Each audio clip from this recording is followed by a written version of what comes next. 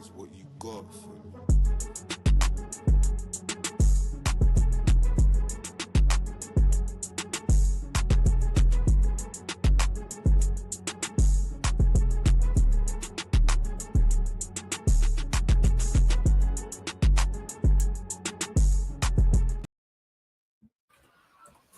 Yo, people, what's good? Welcome back to Durag Diaries. Today, I am joined by the Spurs Kings contingent. And yes, got them together. You don't ever see them together, but they do work together. And we've got them on Durag Diaries. Finally, it's good to have them both. Man like Marlon and Ash. How are you both doing?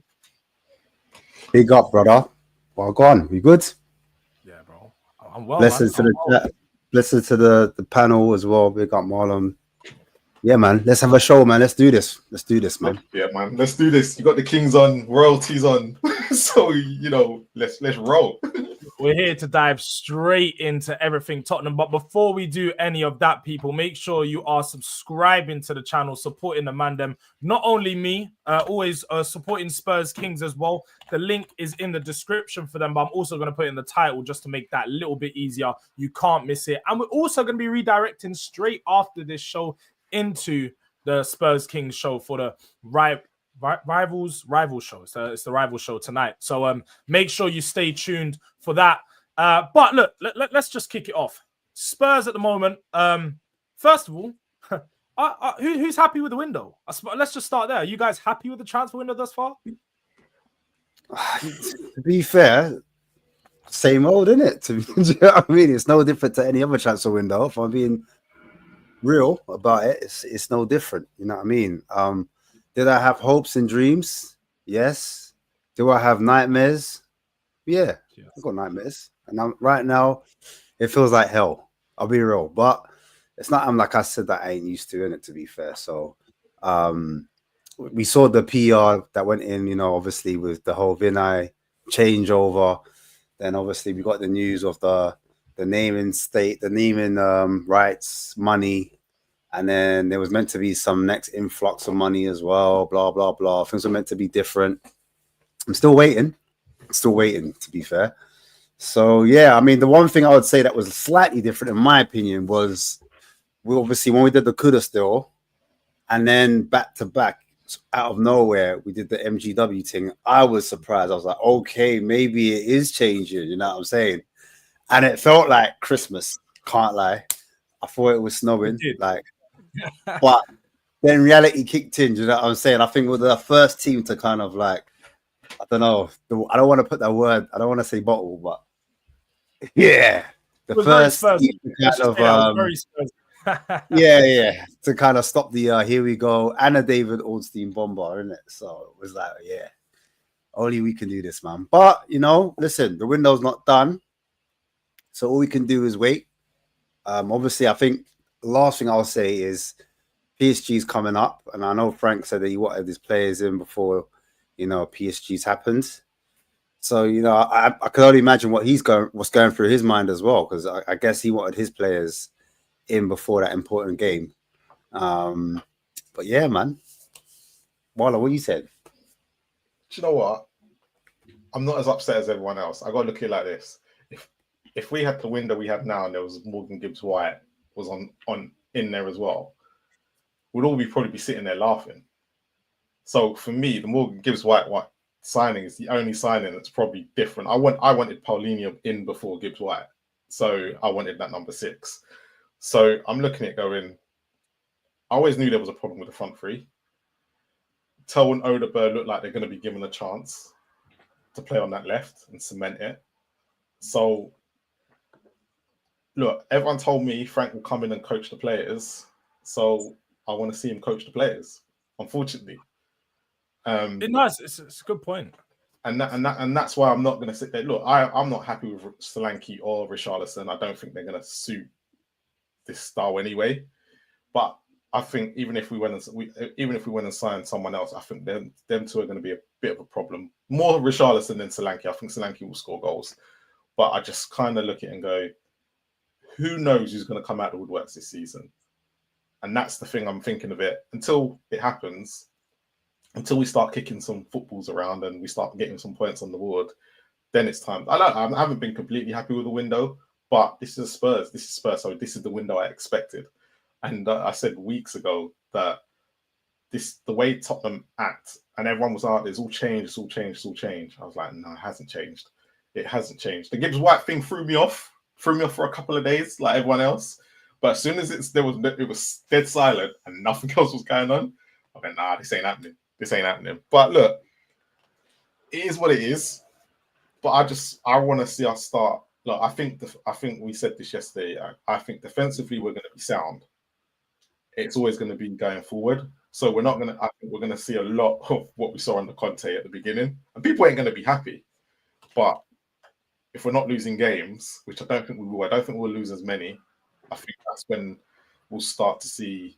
I think once he gets Kulu back, I'm Kulu back, and depending on it, they will sign a number 10. But I've said it will be a data-driven signing, not a £60 million where Gibbs White money's gone kind of scenario. We'll just have to wait and see. Because look, I hear all of that, Marlon. I hear what man's saying, isn't it? Like, but I'm just gonna have to rip that up a little bit. Because man said, raw, boom, coaching.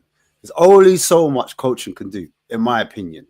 To get it, bro. And you know what I like about that, Ash, it's like everybody that rated Frank for his coaching, it's now being thrown back in their face. It's like, oh, show us your coaching and show us your coaching. But it's like you can't just make like nothing from something. Like that's what I'm saying. Hold on. Poch did. No, but listen. But what I'm saying, but you got to look at it like this. Poch, all them players that Poch had, none of us expected at that time that most of them played. We were unhappy with Windows then. And none of us expected the players that came through. So you have to look, at the end of the day, the players we've got, we all said are probably better than 17th. They're better than 17th. No doubt. Kudos is a fantastic signing. Don't get me wrong. And I think that's always going to be our problem, is how that front three get on. And unfortunately, at this rate, unless they go and sign a Leao or not even, I don't even think Rodrigo would fit into the team as well as people. Like, he'd be a great signing. I just don't think Tottenham's the place for him.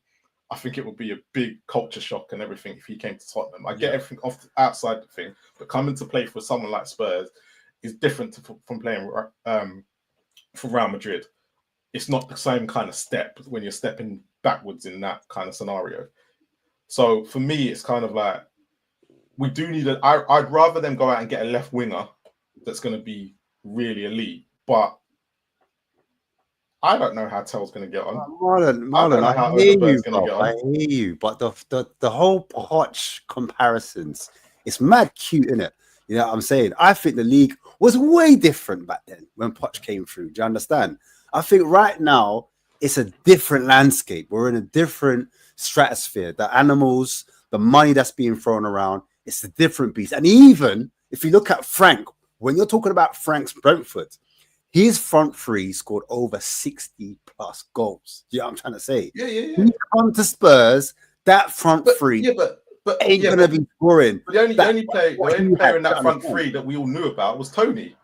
None of us knew about Visa and in Wemba were going to. Yeah, but he was developing them. At least he had them for a good amount of time. Yeah, but you got to remember, have them for like what? How long? He's just come to the club. He's got to develop Tell straight away. He's got to develop Odegaard straight away. He's got too much development. And also with that, Marlon, is one thing I think we need to take into consideration is when he was developing them, he's developing them in a stage where they're playing championship football. They're playing like bottom of the. They're working their way up through their development. They're not being required to be like, develop them in the Champions League. It's a lot harder to develop a young player playing in the Champions League when you're playing against such high quality defenders. Let's put Brentford like this. When they came up to the Premier League, that's when they had to develop, because they had a year in the Championship, but then when they came to the Premier League, he literally had to take them up another gear, and he did. Yeah, but how long did that take? Was that instant? That's what I'm trying to say. Visa and Mbeumo only happened when Tony basically got banned. Right then. So that's what I'm talking about. I'm talking about the recent season that's gone by when they scored 60 plus goals.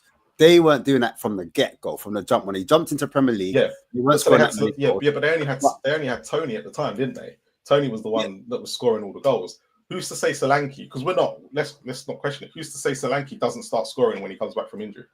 The thing, but there's a big difference between Tony and Solanke. Tony was a player who he sort of bide his trade in League One or so on. So he's those strikers you can throw the ball up to them and they're going to create something for themselves. He'll do a little bit of footwork. He'll turn his defender, drop. The one thing we don't ever see from Solanke is create a shot for himself. That's what I don't like about him. I think he has so many good qualities. Yeah, he does. Yeah, from an actual striker.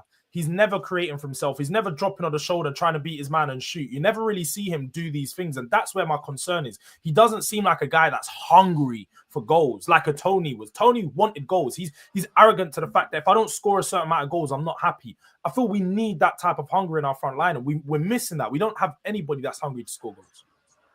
But that's always going to be the issue. It's always going to be a Spurs issue because we're never going to have someone who's going to come in and be that hungry. I think because we've watched Harry Kane for so many years, the drop-off was always going to be a massive drop-off. So there's an expectation from us fans to be going, that the sort of striker we wanted, but the only person who's out there is like Harry Kane, is Harry Kane. So the strikers that are probably in the world that probably could come in and do a similar job, I think we're always going to complain. So we just have to take the team that he wants at the moment. Because for me, and I think a lot of Spurs fans will want Eze at this present moment.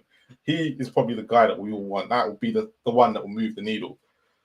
But the problem is that Spurs definitely have is who's running the club, who's doing the window, because it doesn't seem like they want to go down that route. They're trying to go back to the Poch. Spurs are acting like they were under Poch, where they're trying to go through these young, hungry players and trying to develop them. You can clearly see that's their strategy. Like I hear all of that. You know what it is? For me, I can only talk for myself. Me personally, I'm watching the preseason games and it's glaringly obvious. It's just so in your face to the point that Frank come out and he was like, like Frank's one of them teachers that tried to be polite on parents' evening, isn't it? You know what I'm saying? Yeah. He's trying to keep the composure. He's like, well, we did some things right. We did some defending. I was pleased about the defending. And, but, in the second half, we defended a little bit too much. Do you know what I'm trying to say? So, he's trying to tell everyone, in code, innit? Brother, this doesn't make it. You know what I'm saying? We need to be a lot more. And I know that's going to take time, innit? Because it's not going to be an overnight thing. That's the thing. I'm not saying that. I'm not being one of those fans where I'm like, oh, there's no attacking, patterns of play, rare tear. I'm just saying, raw. For what we have and what we need, it's blatant, for what we like I said at the start, if we lived in a vacuum where it was just Spurs only, and we were the only team to have transfers, and we were the only team to have a bit of money to fix our little issues, unfortunately, it's not that. Man United are moving at a crazy rate. They're trying to get back to the old school Man U, innit? Do you understand? I'm not saying they're going to get there, but I can see the working. I can see the ambition. Do you understand? I can see the urgency. You know what I'm saying? I'm seeing the cogs in the wheel starting to move. Whether we want to like them or hate them and call them cheaters, Chelsea are doing a thing where they're just stacking. Every position, 2 players. You know what I'm saying? It's not even I can say, raw, Spurs is first 11. I'm happy, innit? Do you know what I'm saying? Chelsea are doing the bench, like for like, swap for swap.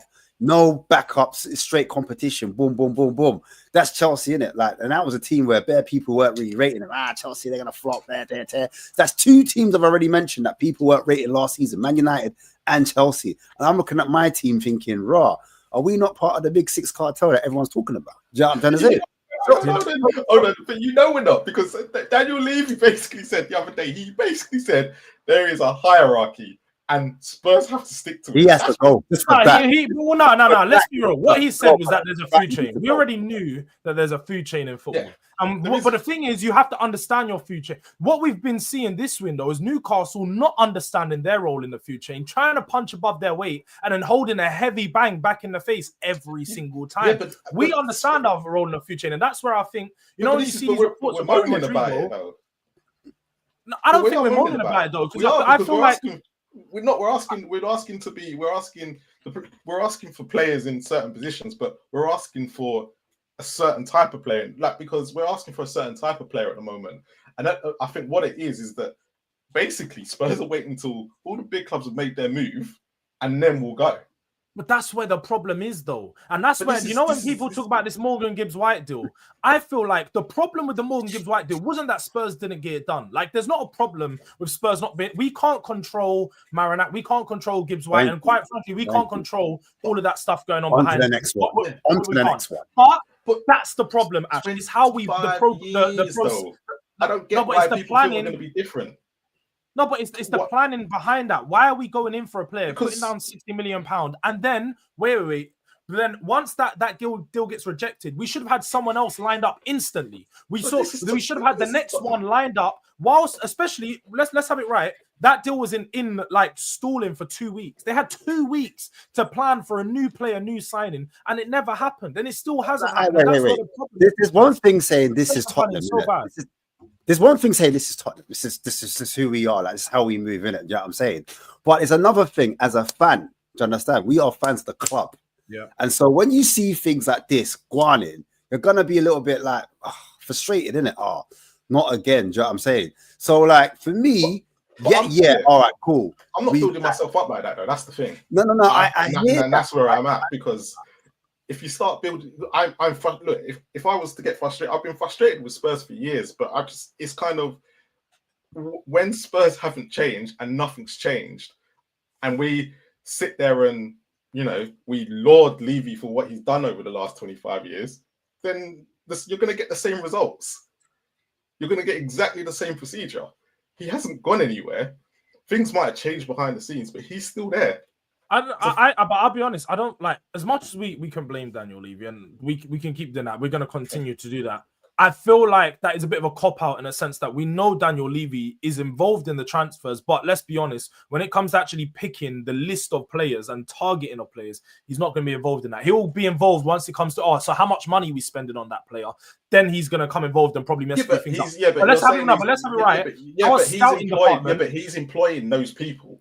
There could be these players coming through the door, and at this present moment, there could be negotiations going on for these players that we don't know about, because Lange is very secretive. If it was Paratici, we'd have every name under the sun. Actually, Spurs fans would be going crazy, because Paratici, we used to have loads of names coming out, and then one would suddenly get picked because there'd be rumor.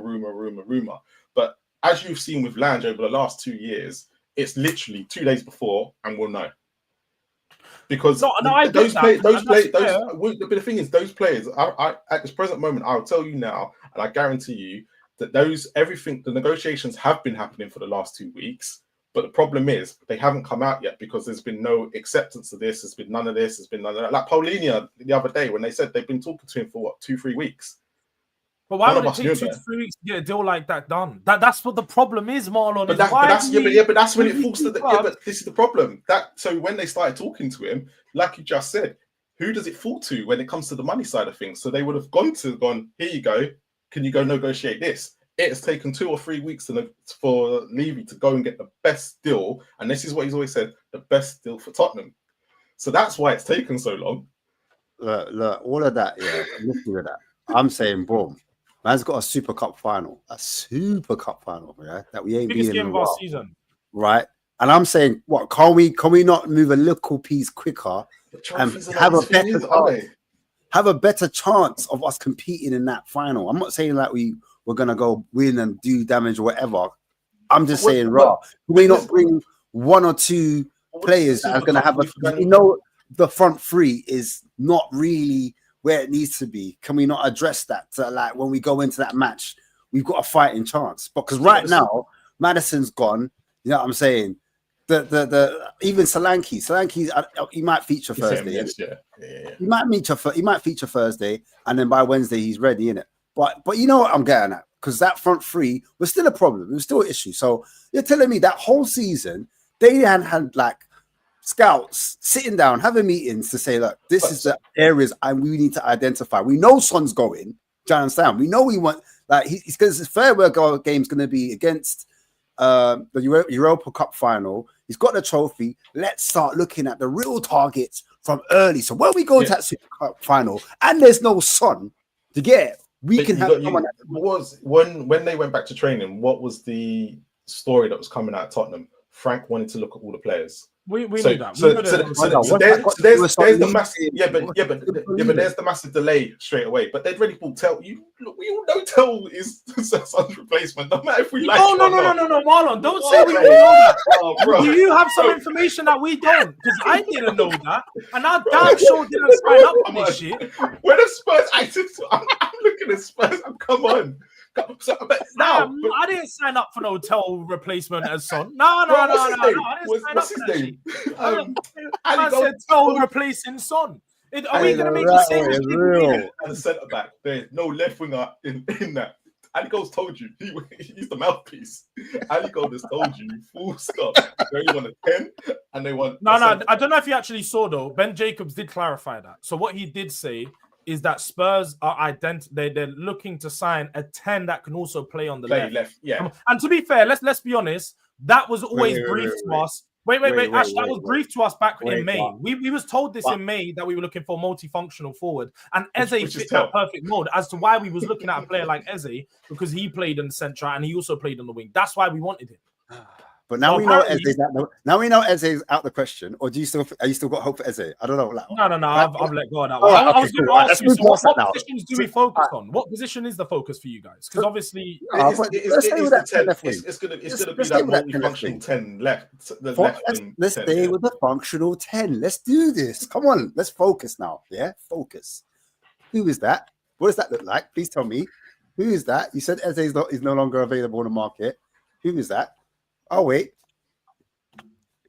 Huh? Who's the left winger that plays 10 as well? Who's that multifunctional 10 left wing? I want to know. I feel like we've missed out. I feel like, I'll be honest, that would, for me, the two players that described it, Xavi Simons or Eze. That for me, they were the two perfect players that fit that mold in a 10 and someone that would play in left wing. We've missed out on both of them. And why have we missed out on both of them? Because we sat around doing nothing, putting our thumbs in our ass. That is the problem with Spurs. It's like we didn't plan for this happening. And we're watching all of our rivals go and pick up all these players while we're sat around doing nothing. And it doesn't make no sense to me. It doesn't make no sense to me.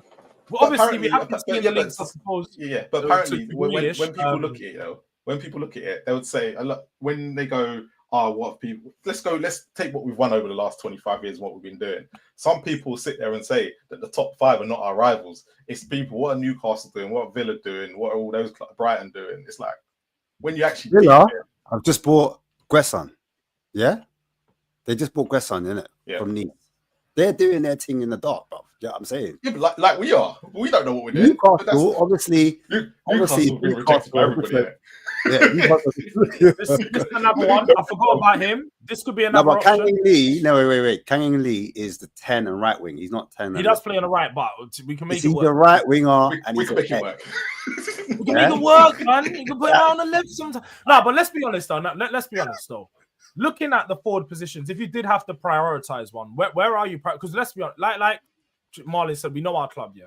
We're not going to get... We all know we need a 10 left winger and a striker. We know that. We need all three. But we're not going to get all three. So where do you prioritize and where do you focus? What out of those three positions is 10 for me? It's got to be a 10 for me.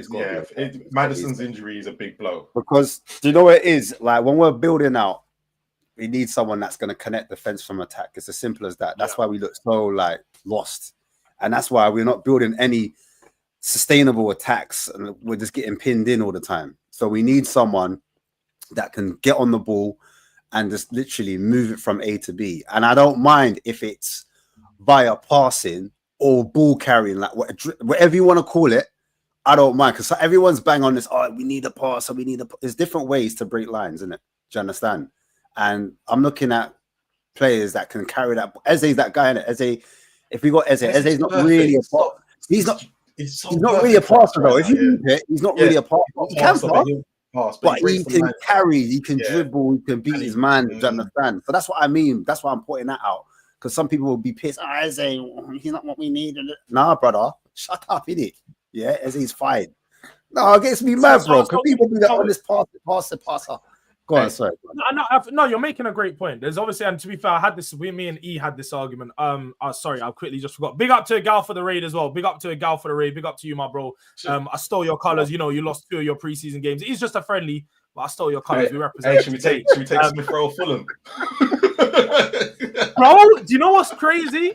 I know Smith Rowe. I don't know if you guys know. His family are Tottenham fans. Bring him home. Bring him home. I He would said, have liked Smith Rowe, yeah? ESR. The only Bring problem him home. is his injury Quite record, a isn't it? Yeah, his injury record. His injury No, record but is, what I was gonna get to is so with the different types of players in the way that they create and so on. Don't you think Spurs need someone that can progress the ball with passing? Because I feel like, look, we have ball carriers. Like I say, Kulu, when he comes back, he's an elite ball carrier. He's an elite ball carrier. I think he is. I think Kulu, and then obviously you got someone like Kudus, and then I feel like we have good dribblers. But the one profile we don't have in our team now, which I think Morgan Gibbs-White would have been brought in to do, is someone who can break lines with the passing.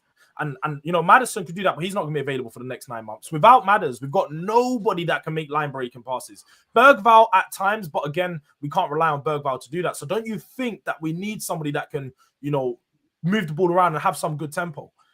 I mean, look, there's a player, obviously, everyone spoke about from Stuttgart. I think he's got a foot injury at the moment. He's if you're talking about Milo? No, Milo. No. Angelo Stiller. Yeah. Oh, Stiller, yes. I know Stiller. So he obviously plays a little bit deeper, but again, he can do the whole, he can string it together. So he's a player that can pass. He can find that player from wherever he is on the pitch. A bit like, no one's really mentioned this, but I would try a thing. You get me? I'll go to Aston Villa and I'll slap the 60 on them. Bang! Give me Tielemans now, quickly. You know what I'm saying? Tielemans for 60. I'm saying, listen, I'm dropping I money. thought you was going to say Rodgers. You threw me off. You said Gary there. No. Rodgers, obviously, I would love Rodgers, but Rodgers ain't like what you want.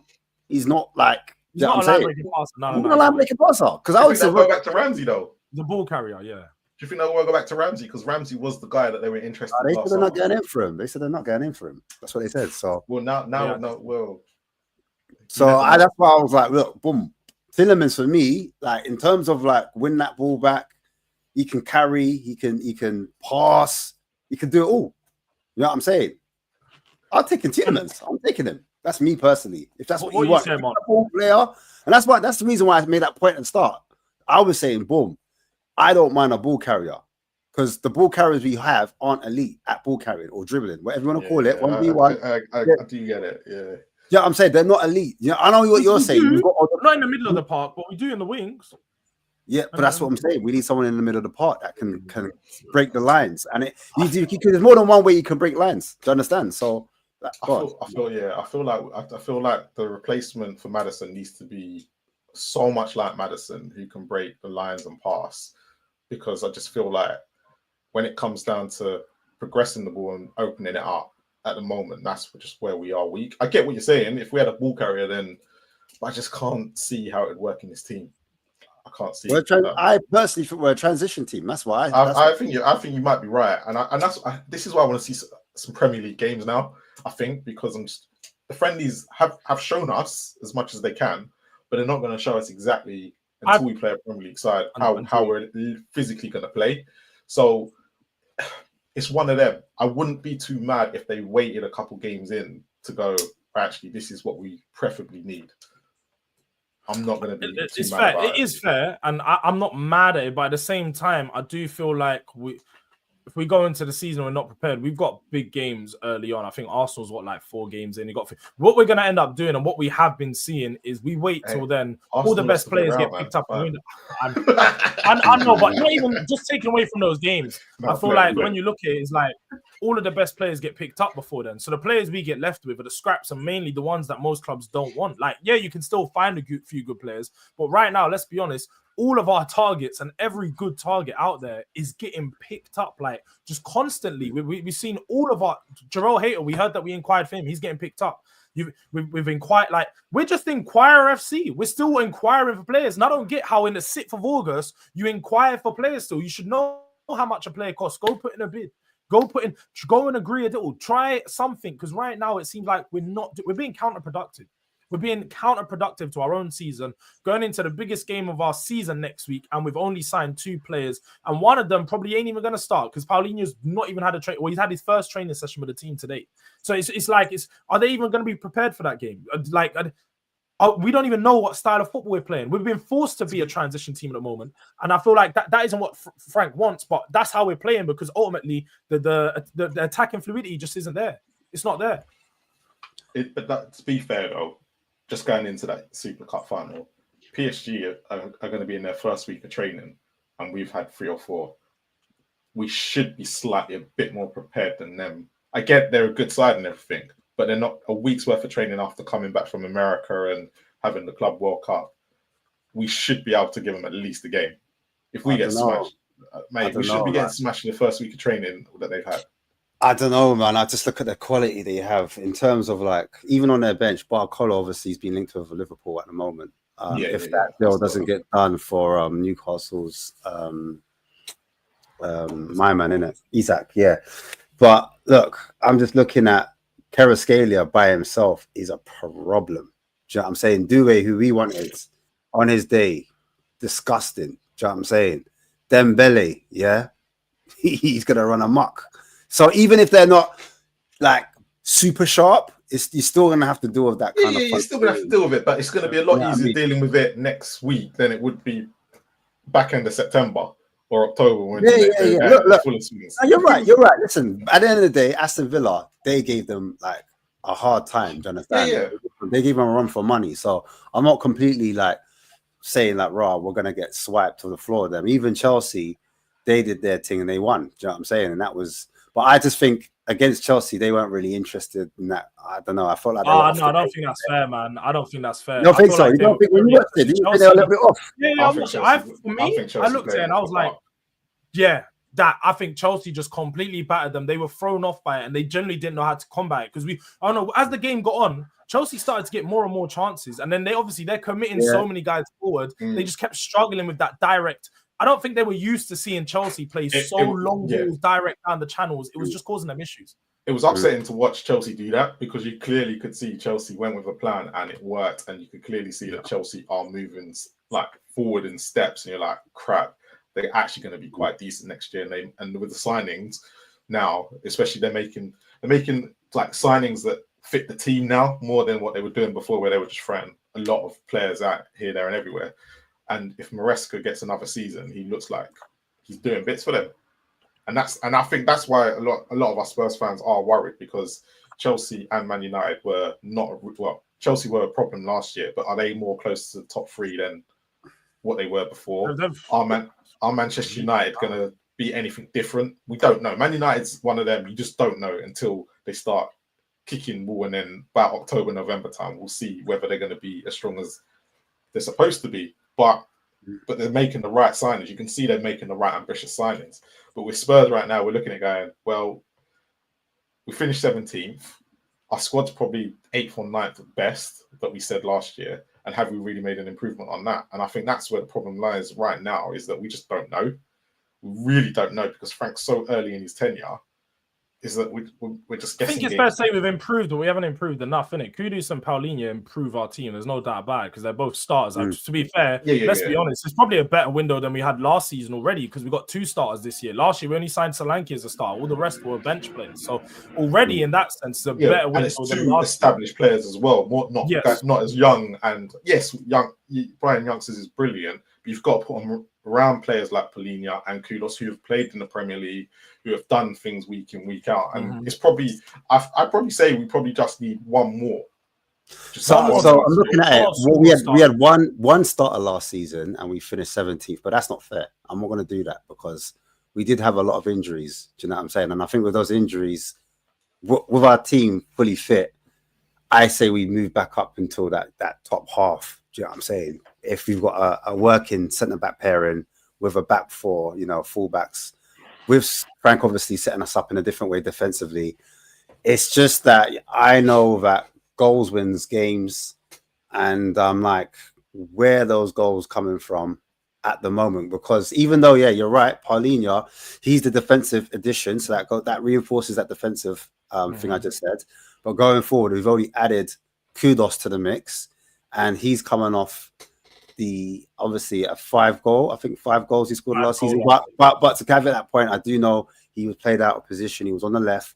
So again, it's not like we've bought a player that's been hot on form. Do you get what I'm trying to say? Like, yeah, exactly. It would be a different type of energy. Like, you know what I'm saying? Like, as much as people might not like Lookman, for example, Lookman's coming off the back of a good season, like goals returned, or even Eze. Like, you could see that Eze, as he was finishing the season, he was looking stronger. Do you know what I'm saying? He was looking like his numbers were about to go up even more. And even his preseason, I've been watching him. I'm saying, raw.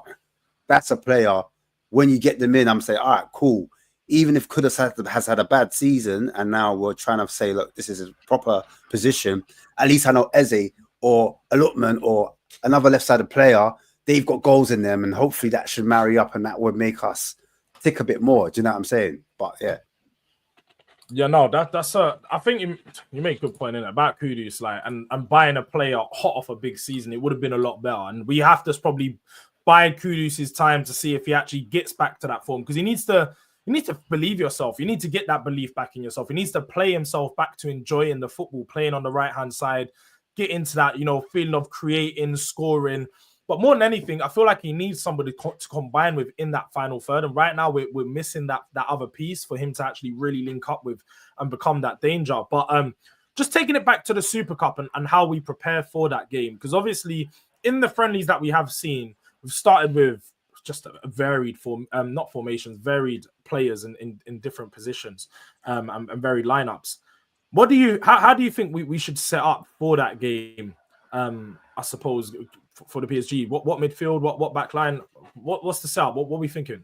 You know what? I was saying to Marlon yesterday, it's going to be very interesting to see how Mickey van der Ven operates now that we no longer need that, you know, his blistering pace. Yeah. You know, like, how is he going to fare, you know, aerially when he's coming across, like he's got to defend crosses and corners? How is his box defending? Do you know what I mean? Are we going to see a different side to him? Are we going to see frailties? Do you know what I'm saying? So it's these little things. I'm like, is Van der Ven now and Romero? Is the role's going to reverse where people are saying, "Oh, Van der Ven's our best defender"? Is it now going to be, "Oh no, you know what, Romero, he's showing his minerals, his salt"? But sorry, going back to your question, I think, you know, the back six pretty much picks itself at the moment because the dog is injured, isn't it? So I think Spence has to come in there for me. I don't know, like, Marlon, do you disagree with the goalkeeping situation, or do you think Vicario will be number one? Vicario will be number one. I won't be surprised if halfway during the season it swaps. All right, cool. So just the back six for me. So now I think the real question, what you're asking, is who plays in the midfield? The midfield and the front line, yeah. Yeah. I think we know who the midfield's going to be, though. If we're deep, we say that, but the only reason I ask it is because we've seen like a number of combinations. I think in the first game in Arsenal, we saw Sarr play in a deeper role, in a sort of in the 8 next to, was it Bentancur in the 6? It was Bentancur in the 6, yeah, and then Bergwijn in the 10. And Sarr thrived. Sarr looked really good in that 8 role. Probably one of his best games he's seen in a while. And then in the next game, it was Bentancur in the 6 with Archie Gray in the 8 and then Sarr in the 10. And it was like, again, it was a change. And I was like, I liked Gray in the 8. It was nice to see him. It was refreshed. It was like, okay, didn't know you could do that in the forward line. Bentancur was really good in that deep line playmaker role as well. But like, this is what I mean. And now we got Paulinho coming into the mix. Is it as easy as you think? Or depends. It all depends. It depends if Paulinho's fit or not. That's the main question. If he's fit, he goes straight in. He will go in there, right in there next with Bentancur. It will be those two. That's what I was thinking. The thing that I think the biggest question will be, and I think depending on how tomorrow's game goes, I think it will be Sarr. I think Sarr will play as that extra midfielder, and he won't play as a 10. He'll just play in the midfield and just try and, I think what they were trying out, Kudus and whoever, Odebear, it would probably be Odebear on the left, I reckon, to try and come in a bit more and be that number 10, and whoever's in comes out, and they'll try and feed it like that and try and bring Porro and Spence up more to try and help those wingers, because it means that we're so going to be so congregating midfield. So I think that's what they'll probably do for that first game, just to get it out of the way, and then decide later hopefully they'll have someone to come in later on who can be that number 10. Do you think, because PSG is probably going to dominate us anyway, let's have right, they're going to dominate the ball, they're going to dominate possession. We don't even need to play with a 10. Like I said, we could do 2 8s and a 6, play them a bit deeper. I don't think we actually have to bring Odegaard and Kudus in. I think you keep Odegaard and Kudus high and wide, like we saw in that Chelsea game, and get them in those 1v1s against the fullbacks. Make sure we're running those channels, transition play, catching it into those flanks. And we know 1v1, both of those two are good dribblers. We can trust them going at their man. I feel like that's probably our best. But my issue is who starts in the strike. Obviously, Solanke might, but I don't know if he's going to be fit. It might be Richie. But what are you saying, Ash? Do you think that is that the midfield you go with? Yeah, no, I think Solanke's going to be number one. I just don't know if we're playing counter-attacking football. I don't know if they want a player that one's I said this last night, one's a bit more technical and one's more of a running behind merchant, if that makes sense. Yeah. So you've got like a Kudos on the right, and then the left-hand side is not necessarily an Odegaard. I know, like, I did like the double, combination of two players that are quite techie, 1v1 kind of specialists. But I'm thinking maybe what they might do is have a player like a Tell, you know what I'm saying, on that left-hand side. And he's the one that's going to come in because he's not quite the centre forward, but he's not quite the winger. He's somewhere in between. So he's like a wide forward, inside forward, sorry. And I could just see that being a possibility. I do prefer the Odegaard and Kudos combo with a Solanke up top, because I think with Richarlison, his hold-up play, like as a number 9, you need someone that the ball sticks to. Do you know what I'm saying? And what he will do is he will fall to the floor on purpose to win a free kick. That's his idea of like keeping the ball at his feet and trying to win the possession high up.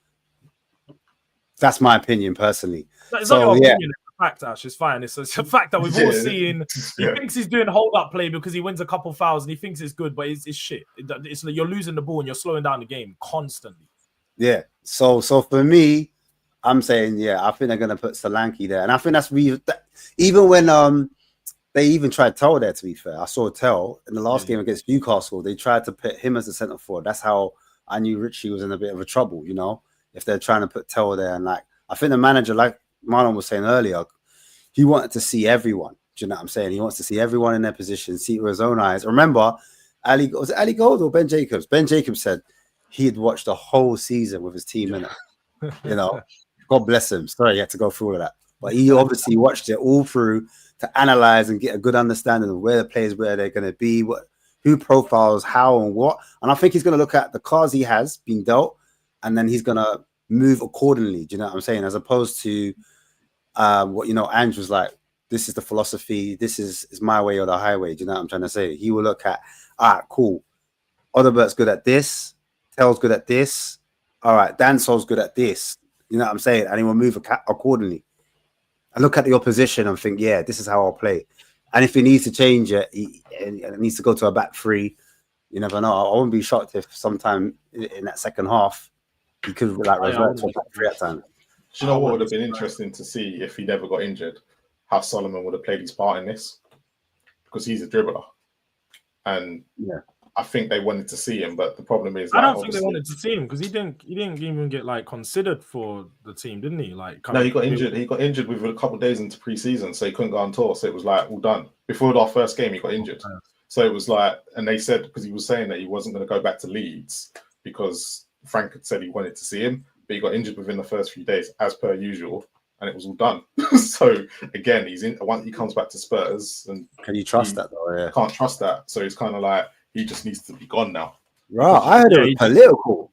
I heard it was like the man them were like, the brothers are Muslim and that, and then he's on, I'm trying to say, I don't know. Oh, to be fair, I did hear that there might be like the man them weren't really the team, but it's just one of those ones that's like all these things going on behind closed doors that nobody knows, and it's just speculation. He definitely got injured again, because otherwise he would have been shipped out to Leeds as soon as they could, because Leeds won him back. That's the thing. Yeah, but does he want to go back to Leeds though? I don't know. I when I spoke to Joe, the Leeds fan, he was saying how Leeds love him. He had a great time last season. Does he want to go back to Leeds? I think it's like, right. That's his level. Where do you think he's going somewhere else? That's his level, bro. You get me, like, right. He's going mad. He's not playing on our left wing in Champions League. He won't even get put in the squad, fam. He's not even going to be in the squad, I swear. But hey, I did forget. Big up to Steve Reynolds for dropping a super chat on the man. Them, Big you up, know, big up, big up, Telemans big up. for the 60 million. Somebody needs to check on Ash. I'll check on him You later. know what's funny about this? Yeah, I'm pretty sure Telemans' move to Aston Villa was a free move. I'm pretty sure it was a free move. What from? No, look. What from Leicester? Yeah, it was a free move. I big up to big up to Wolfie. Forest TV raided, bro. I don't want to big up Wolfie. Let me just say that, yeah, because we don't like Forest over here. No. Big up Forest, but don't big up Wolfie. Wolfie's been on like a tour of rattling Spurs fans. I see him on with Toves. We are Tottenham TV. I'm on with him every week. I don't know if you guys see the clips between him and Sava. He's just like, he reels Sava in every time with something stupid.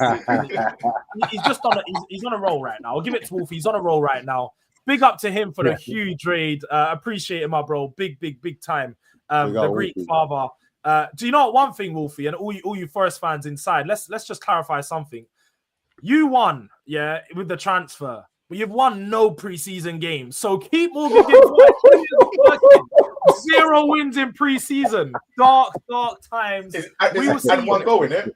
Is it like one goal which they lost? Like one goal. I know they drew 0-0 today. Chris Wood is back. and I saw. We're complaining. I saw Wolfie tweeting, great game for Morgan Gibbs-White in the first half. It wasn't that great because he didn't score nothing or assist. So I'm just saying, good. Well done on your preseason. The people are still going with the Greek father. They're supporting hard. I'm like, what? To be fair to them, right? Like I give Marinakis credit for what he did and like he handled this. Because if Levy had done that, would have all been laughing. And the way we all acted when it happened was like, yeah, Daniel Levy's going to get this done. This is his bread and butter. Blah blah, this, that, and the other. And I think for us, we all had to go, what the hell happened? Because we just didn't expect it. It's just something that Daniel Levy never loses those fights, and he did. So we'll see what happens, isn't it? Punch in the mouth, bruv. Yeah, it's the first time I've seen Daniel Levy lose something like that. Even I was a bit taken back by that. Yeah, well talk, man. Well talk. Don't like to admit it, but it's real. It definitely is. But you know what I wanted to ask you is because obviously, look, we've seen the game, we know the teams how we would, but just looking at the current games that we have seen and what we have currently seen from this team, is there any significant changes that you've seen from Frank that you like at the moment from what he's done with our team, and you could see how it's going to impact going into our season? I like the 3-2-5, man. I think that's a lot more solid in possession. Yeah. Where it's like an elbow kind of formation with the fullback, one fullback pushing up. I like what he's done with Porro, like utilize them a little bit different, a little bit deeper in terms of like progressive passing, switches, balls over the top, all that type of malarkey. I like all of that. I like that how SARS even started, because we've already touched on it, but I think the mentality of the kid is coming on leaps and bounds, in my opinion. Do you know what I mean? He's got the tools. It's just whether he can produce it on a consistent basis. Do you know what I mean? In my opinion.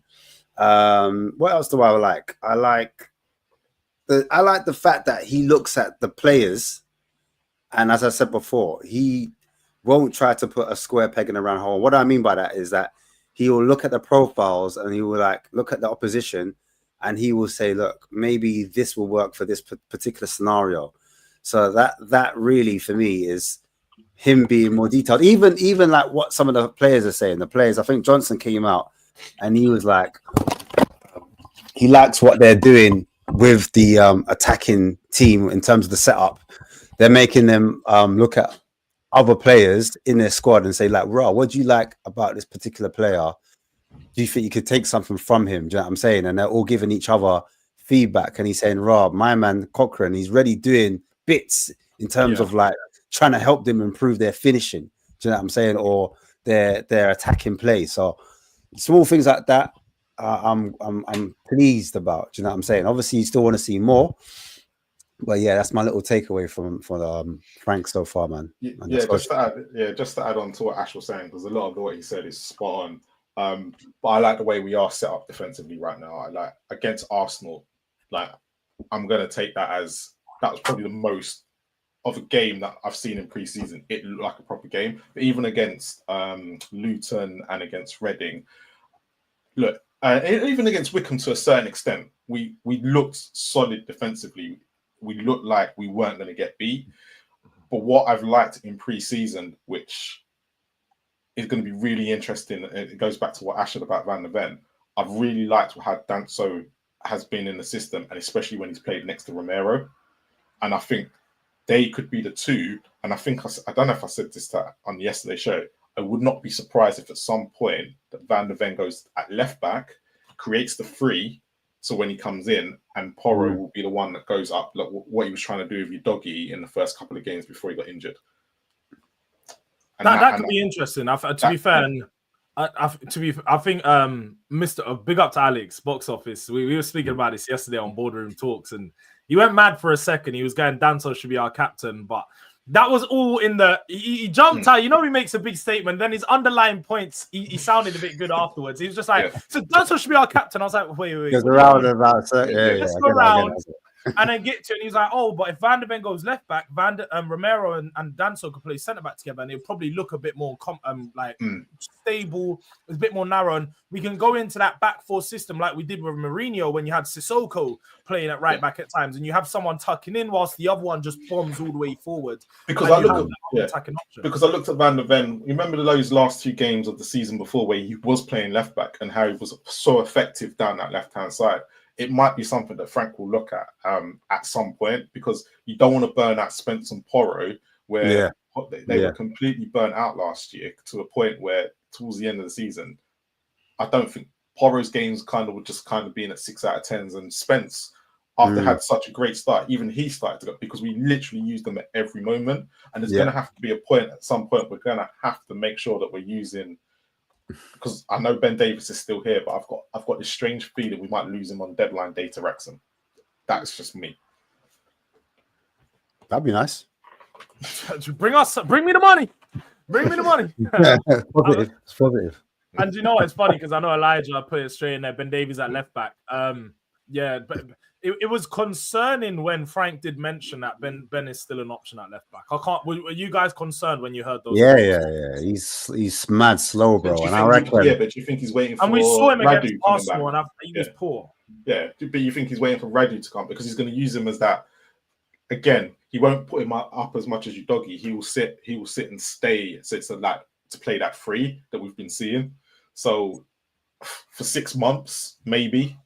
But he won't be playing he's only going to look. He won't get into the Champions League squad because there's no point. We might as well just put someone else in. So it's really going to be for league games and cup games when needed. So I think that's why they probably are looking at another centre back to either ship Davis out or just keep him around for another 6 months until Radu's back, and then look at it and then assess it back in January to see whether Radu can play where in the back four. Where's Dragoshin?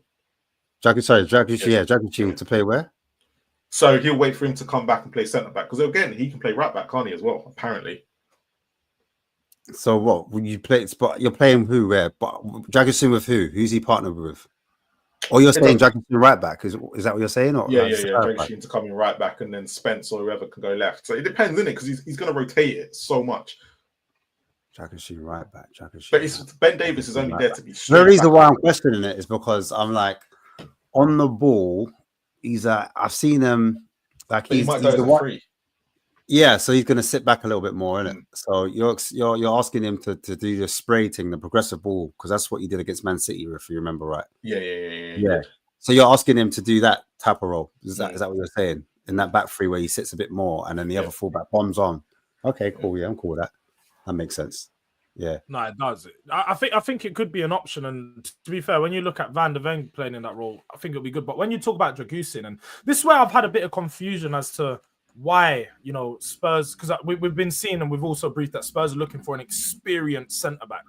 So does that leave you with some belief that maybe he doesn't trust Van der Ven, or maybe he doesn't believe Van der Ven's as good as many people think? The experienced centre-backs we're looking at, like Van Hecke from Brighton, he's a right-sided centre-back.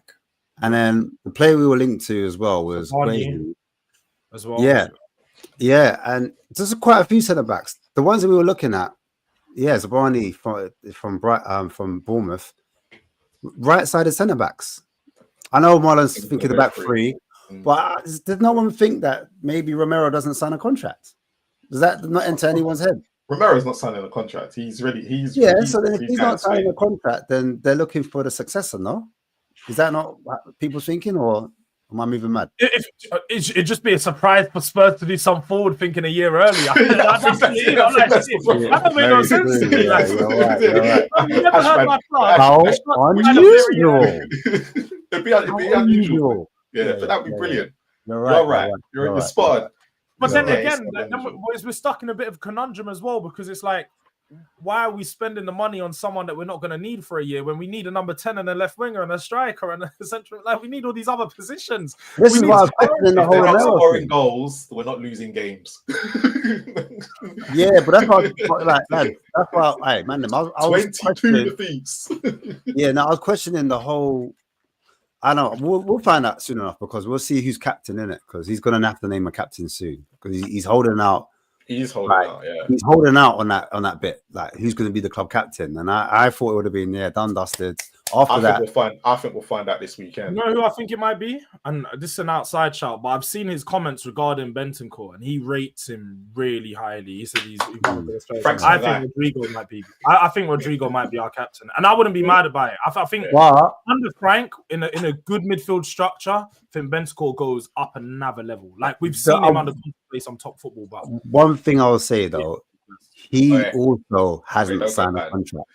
Don't get banned from Spurs TV. Don't speak ill of Bentancur. No, I'm not. I'm saying he hasn't signed a contract. That's what I'm saying. I think he will, though. I think he will sign a contract. Do you know what? It depends on how. I think for him and Romero, more him, he wants to see how these next few months go, because for him, you've got a lot of them, especially the Spanish-speaking players. They look at it and go, "Are Spurs going places? If not, I'm heading out. Mate. I'm going to Atletico or something." I think they were linked with him. But for me, if we get Bentancur back to how he was under Conte before his injury, mate, Jan's going Portsmouth, no? Yeah, he's gone Portsmouth. That's how I've nodded my head. Yeah, he's on his way to Portsmouth. All the young players have been loaned out. But yeah, if we can get Bentancur back to, with Paulinho, I think there's an option to get Bentancur back to his form that he had under Conte, and that's another reason why I do think we'll go for it at the back. Yeah, no, I hear it. To cover that number 10. I think with Paulinho being the 6, he will give the team almost like a platform to kind of push forward. So you're going to see Bentancur, he's going to be able to be a bit more box to box. But I don't know if they're looking at Saar, that he's kind of nailed that position. He's asked a lot of questions to be that number one box to box midfielder. Do you know what I mean? And like you said, Jordan, top scorer for us. Do you know what I mean? In pre-season, last season he got 6 goals. Wasn't really a good season for him. Do you know what I mean? But if he can improve on 6 goals from midfield, that's not shabby. Do you know what I'm saying? Yeah. Go on. If you go look at some of the Europa League highlights, and actually, Saar was involved in it a lot. The league he wasn't, but when you look at some of what the goals we were scoring and some of the play, Saar was heavily involved. And as a fan base, we didn't really see it as much because there was 22 defeats here, there was this, that, and the other. But when I watched the highlights, I was like, wow, Saar was involved a lot in the early stages. And then when it came to the groups, when we got out of the group, he was a lot involved in some of the games and some of the build-up play. And that's why when it came to the final, I was not surprised that he was involved in the goal, because he literally, that's what he's been doing. So I think you're spot on, where because he's that box-to-box player, he's going to be asking a lot of questions this season. And I think potentially it could be one of them surprise where we might see the bet, because he's now had 3 years under his belt, 3 to 4 years. Yeah, we I think this could be a really strong year for him. This could be his breakout season for him. But so Bentancur's best season. Check this out. Bentancur's best season, where people were rating him highly. He scored 5 goals and 2 assists in the league. And that was the season he got injured, isn't it? Yeah, he was on 5 goals. He was on 5 goals halfway through the season, and then he got injured. That was season 22-23 underneath. Yeah, that was World Cup when he got injured. So he got 5 years before January. 5 goals before January. What was I going to say was Saar also picked up a few injuries. Remember, he had the back injury as well. So that kept him out for a little piece. So that's what I'm saying. Between the two of them, And remember, Bergvar's meant to be, I don't know, like it's mad. Like Is he for an 8? Is he a competition and 6? Is he a basics. 10? I don't know. I Plays don't think he's a 10. I think that's the I don't problem think with he's a 10. Robin. That's the No, problem. I think he's an 8. I think he's an 8. But I just think, yeah, if you've got him and Archie Gray now, like, who's going to be taking that shirt? I think it's a good problem to buy the. That's what I was thinking. I was like, going into the season, I was worried about our midfield, but now with a better structure, with a better manager, and just looking at the options, I'm quite content. I'm like, okay, I can go into midfield, maybe not the 10 position, but the 8s and the 6s. We're covered and we're fine. I'm fine with the options we have. We've got a good young players coming through. We've got good experienced players now with Pellegrini. And when Basuma's out the door, finally, God bless. Like, so glad. Are we saying that we need 3 players? 3 positions need to be covered for the season: striker, left wing, and number 10. Yeah, centre back. Well, a centre back / fullback. Ideally, a left centre back that can play left back. And then I thought we'd be. But if you sign those 3 and we actually didn't win and sign a left back, would you be all right going? Actually, I'd be all right. I would. Because like you said already. You said Mickey van der Ven doing the back 3 team. Yeah, Spence still there. Do you understand? I'm not going to say Archie. I'm not going to say Archie Gray. I'm not. He's not going into the back line. Archie Gray's going right back, man. Don't trust me. Archie Gray away from the back line, please. We cannot be playing him in the back line. Hey, that is funny. That's what we don't need. But he would. I think. Do you know what? One thing about him, just quickly, is I do think he's going to grow a lot playing and learning from Paulinho, defensive side of his game. I think he can. You still think he's a 6? You still think Archie Gray's a 6? He's not 6. I don't think he's an 8. I think not watching him the other day. That's what I said. I think he could be an 8, but still, I think he needs to learn his defense. I don't say this from day one. I kept criticizing. Did I not say he better off because he's good on the ball, but he can't read a game, and that was his problem at centre back. And I always said that he'd be better as an 8, possibly. And I did say this with tongue in cheek. He could play the 10 because he's quite good on the ball, and he can play a pass. But that was just tongue in cheek. But number 8 is probably the role that he will probably in the future will play because he doesn't need to read the game. The thing is with him. The thing is, though, because he's so young, he can still be molded into that 6. That's why I'm not worried. I'm just like, he's 19. I'm actually not worried about Archie Gray for another 2 seasons. Like, talk to me about Archie Gray in 2 more years. Then we can start talking about, what position, how good is he? All right, he's still 19. I'm really not even worrying about his development right now because we got so many other players. You know what's mad, though, Jords?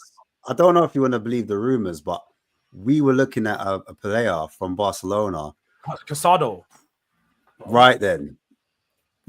So what we said about Arch? Do you know what? Do you know why that's dark? Yeah, because when I saw that, I was like, he's definitely better than Archie, and I'll take him in a heartbeat. But Spurs, 100%. He's cold. If we put him in, I'd be like, yo, this midfield's serious. But I can't see Spurs going out there and getting it done. I can't. But people, look, it's been an amazing show. It's been good to have Ash and Marlon on together. It's been a very good show for the views, but also for the likes and everything. It's been a pleasure.